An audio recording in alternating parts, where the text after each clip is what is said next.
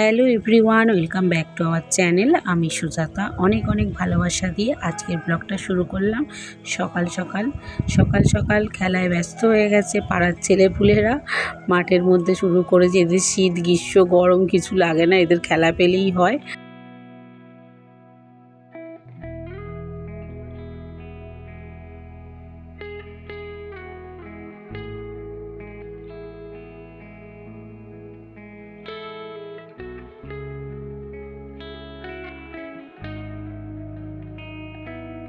সকালবেলা উঠে সুন্দরভাবে সব ধাপে ধাপে কাজগুলো করে নিলে না একটু গরমটাও কম লাগে, তাই সুন্দর করে পরিষ্কার পরিচ্ছন্নভাবে কাজ করছি।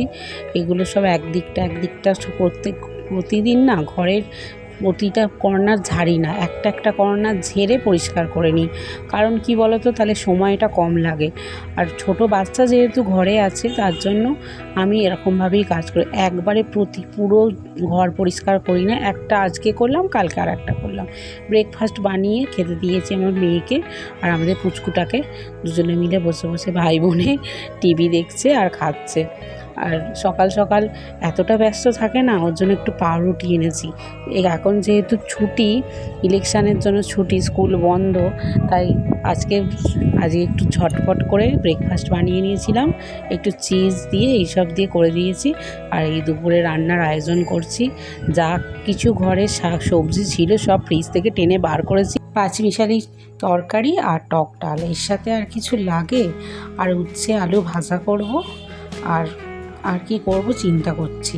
কারণ এই যে ডাল তরকারি দিয়ে ভাত খাওয়া যায়, এই গরমের দিনে না আমের ডাল আর পাঁচমিশালি সবজি, আর কিছু লাগে বলো? তাই টপাটপ করে সবজিগুলো কেটে বসিয়ে দেব। তাই তাড়াতাড়ি করছি।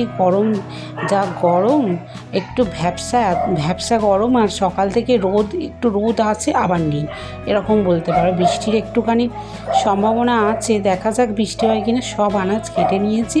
আর এই যে মাছটা শোনার জন্য ওর আম্মা রেখেছিল, ওই মাছ ভাজা আর এক পিস ভেজেছি। আর ওটা আমার বরকে দেবো, আর সোনা খাবে। মাছটা ভেজে আর পরিপাটি করে আবার রান্না করতে, পরিষ্কার পরিচ্ছন্নভাবে রান্না করতে হয় সব সময়। তোমাদের বলি, কিচেন যে ওভেনটা একটু পরিষ্কার পরিচ্ছন্ন না থাকলে না রান্না করতে ইচ্ছা করে। যখনই তেল ছেটে না সঙ্গে সঙ্গে আমি মুছে নিই, ভাল লাগে। এই যে ভেন্ডিগুলো না প্রথমে ভেজে নিচ্ছি, কারণ হচ্ছে লোদ করে না, একটুখানি ভেজে একটু সাইড করে নিলে সুন্দর লাগে। সবসময় পরিপাটিভাবে সুন্দর করে রান্না করলে না, রান্নার জায়গাটা পরিষ্কার পরিচ্ছন্ন থাকলে না রান্না করতেও ভালো লাগে আর রান্নাঘরে থাকতেও ভালো লাগে। আর যদিও বা আমি এটা ওপেন রান্না করি, একটা এর মধ্যে টেবিলের মধ্যে আমরা ওপরে যে আমাদের যে ব্যালকনির পাশে যে হলটা আছে আমাদের ঘরের সাথে, সেখানে রান্না করি। আর অপরিষ্কারের কোনো কথাই হয় না। আর যদিও বা অনেক জায়গা পরিষ্কার রাখা হয় বলেই পরিষ্কার থাকে, আর অপরিষ্কার করার কথাও না। আর এত গরমে এই হলের মধ্যে রান্না করছি বলে একটু শান্তি আছে, কারণ চারদিক দিয়ে হাওয়া দিচ্ছে। একদম কি বলবো, সকালের গরম 42 ডিগ্রি ছাড়িয়ে যাচ্ছে এখন মনে হচ্ছে। যদিও বা 40 না কত হয়েছে আজকে, তাও 40 ডিগ্রিটাকে মনে হচ্ছে না 45 ডিগ্রি, এরকম ব্যাপার। এই এত গরমে ব্যস্ততম সকাল যাকে বলতে পারো। সকাল যত রান্নাবান্না 12টার মধ্যে শেষ করে দিতে পারো, ততটাই শান্তি।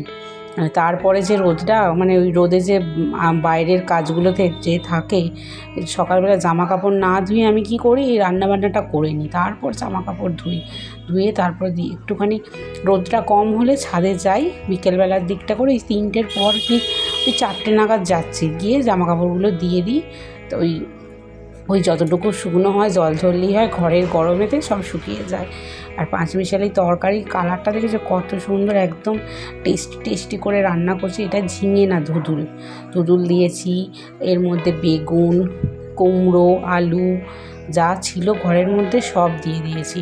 আর একটু কুমড়ো ভাতে বর বলছিল খাবে, তাই কুমড়ো ভাতে দিলাম, পেঁয়াজ দিয়ে মাখবো। খুব ভাল লাগে খেতে, জানো তো। তাই আজকে অনেকগুলো পদ হয়ে যাচ্ছে, একদম বাঙালি লাঞ্চ থালি, নিরামিষ লাঞ্চ থালিও বলতে পারো। তাই গরমের দিনে একদম পারফেক্ট আজকে লাঞ্চ থালি রান্না করছি। সকালের এই যে এতটা ব্যস্ত যে রান্নাবান্না, যে সকালবেলা মাথার মধ্যে ঘুম থেকে উঠে থাকে আজকে কি রান্না করব, এরপরে এই কাজগুলো আছে। তাই ধাপে ধাপে করে নিলে না প্রচণ্ড মানে হেল্প হয়। প্রথম থেকে যে চিন্তা করা যায় যে এই করব, তাহলে খুব তাড়াতাড়ি হয়ে যায়।